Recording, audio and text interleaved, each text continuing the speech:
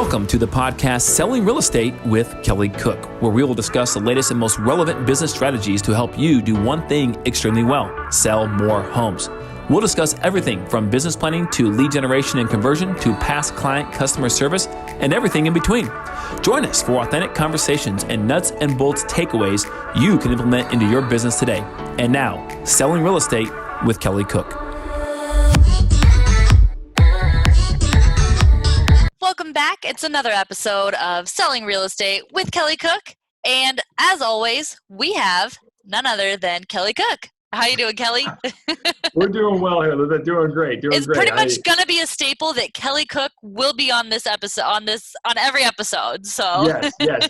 You and I do a great job here. I think we bring a lot of value to our listeners, hopefully, right? And some of the feedback we get is great. So that's fantastic. You know, we will at some point here graduate to phase 2 of this podcast, you know, as we get more subscribers and stuff, and hopefully plan on having other experts in the real estate industry as guests on our podcast. Yeah, and absolutely. And if you have a good idea for a guest, or maybe you want to be a guest yourself, let us know. Like, comment, subscribe, and give us a call at those numbers we'll state at the end of the podcast. Please. Absolutely. So we've kind of talked a lot about COVID. It's still going on. And last week we kind of talked about, as we're coming out of this, what should we be doing? If we kind of scaled things back while this was all going on, what things should we be doing to really go back full force into the game, getting back into the game? Last week you did mention too about how if you did scale back on some of that marketing money, now it's time to really bring that back in, and that it should be about 10% of your gross revenue. But the question is, all right, we know we've got to spend some money to make some money, right? And marketing is a big way to do that.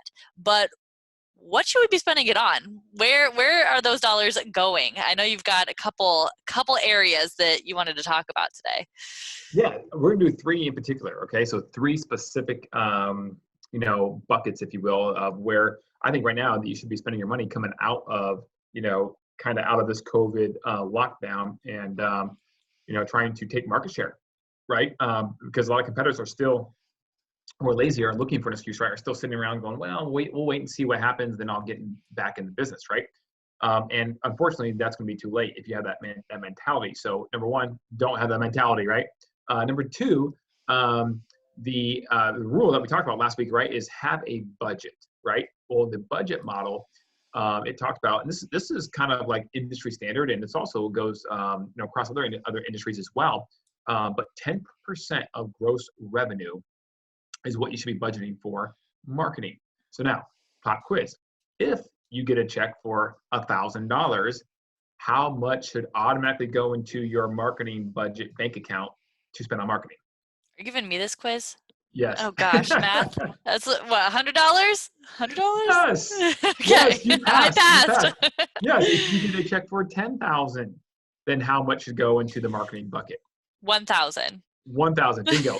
and that's whether you had a great month where you had all kinds of revenue coming in, or you had a bad month where you had very little revenue coming in. It's still 10%. So you reinvest and spend that money back into your business consistently all the time. Consistent results will get you consistent income and success. There is no magic pill, but if there is one that you want to call that, it's consistency. That simple, okay? Closest thing to it. Yeah, what are those 3 buckets, right, that you should be spending your money on? Okay. Number 1, Facebook and Instagram ads, okay? Number 1. Number 2, webinars running online and driving traffic to those webinars. So it kind of piggybacks to number 1 through Facebook and Instagram. Now you can do YouTube as well, okay? But running online webinars, okay? Number 3, expired and canceled data. Yes. Now, number 3 is not necessarily a passive net that you're going to put out in the ocean and hope fish to swim into it. Okay. You're going to have to go out and get some spears and hunt on that one, but it's well worth it, more so now than ever. Why? All right. So we'll answer that question when we come back to number 3 in just a second. But now let's start at the top. Facebook and Instagram ads. Why? Why should we start there out of all the different marketing channels we could use to reinvest and get our marketing budget going to take market share? I'm glad you asked. It's because, number 1, the cost per lead is no cheaper on anywhere else in the entire world, for the most part, than on Facebook and Instagram. Okay. If you know how to run your ads correctly, if you have someone or yourself dedicated to watch it, pivot on the targeting, pivot on the ad placements, pivot on the objectives, and all these other different aspects you can do that come with running ads, because it can be very complicated, and educate yourself or have someone do it. They can come out to be $1 lead, or maybe $5 lead, which is still far cheaper than any other type of lead source, right? So, and Instagram, the same thing. You can run them in stories. You can run them on the newsfeed. You can run them on the sidebar. You have all these different, you have so many options on the back end of Facebook for people who know the ads manager whatsoever. So that is number one.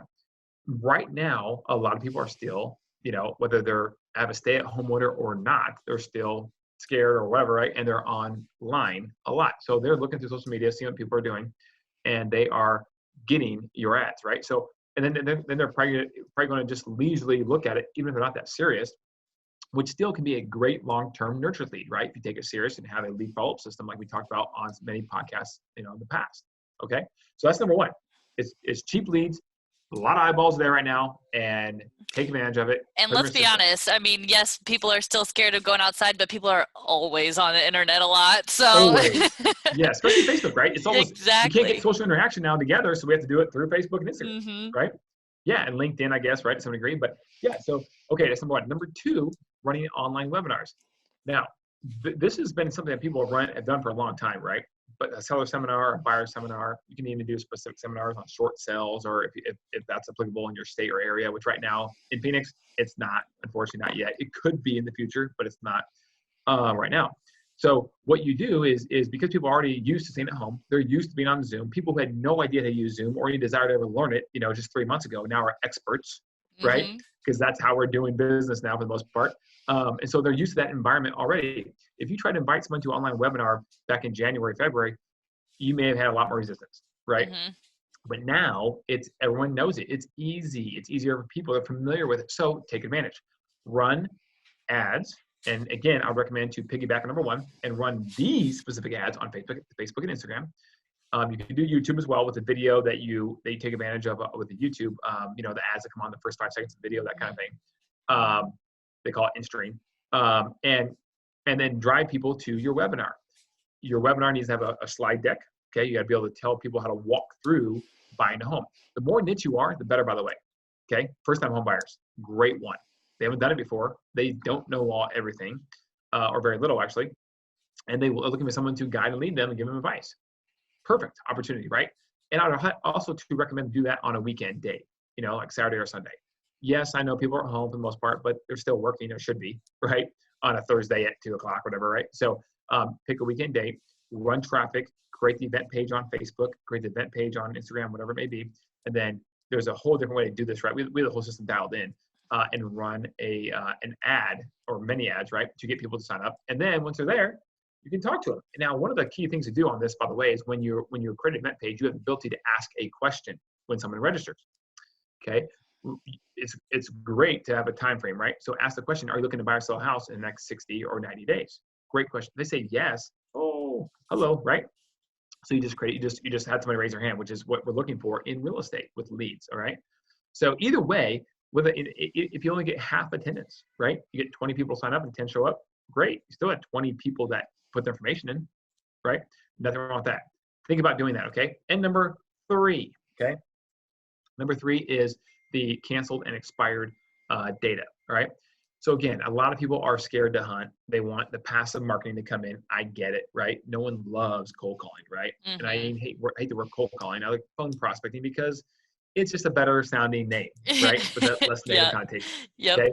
But the reality is that's what you're doing. You're calling someone you don't know, and you're interrupting their day, and you're going to ask them about their house. Now, here's the good news.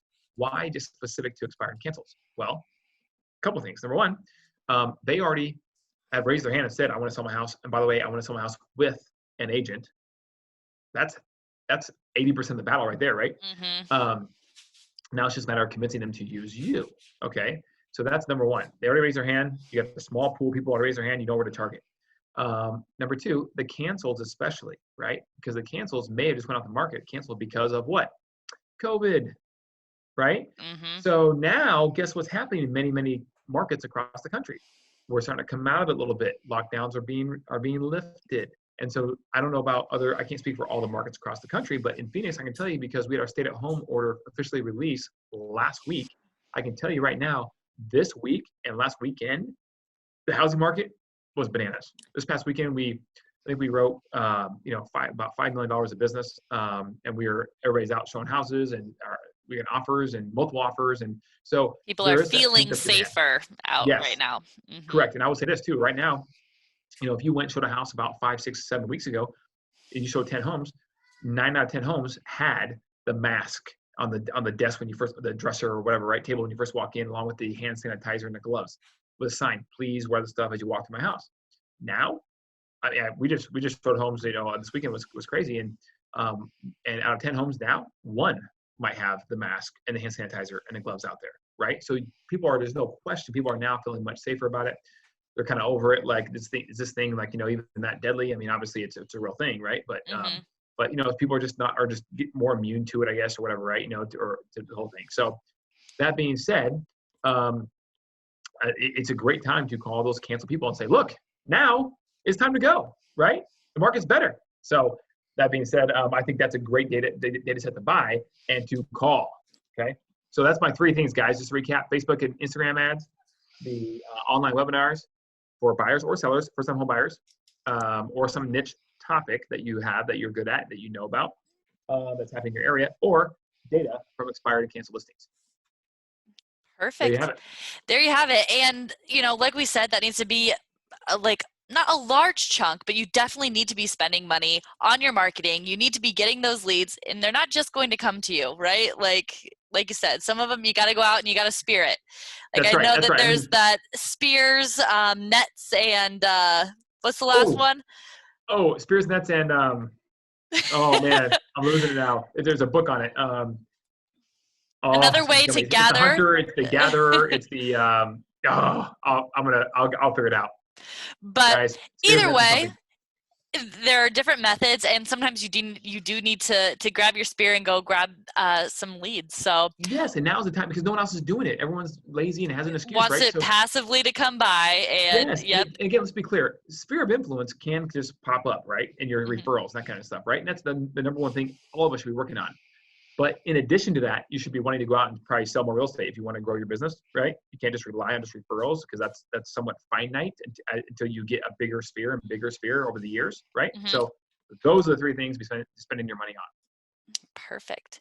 Wonderful. Well, I think that, that's a good topic for today. And I think that raised some questions for me to ask you on some future podcasts as well. Yes. So I'm excited to learn more about webinars and things like that maybe we could do some topics on. Totally. So, all right. Well, if anybody has any questions about where they should be spending their marketing dollars specifically, or any questions about guests that might come on, where should they reach out to you, Kelly? We'd love it. That'd be great. At kelly@kellycookhomes.com, or my cell phone. Just text me, call me at 480-227-2028. We'll see you next time. All right. See you guys. Bye.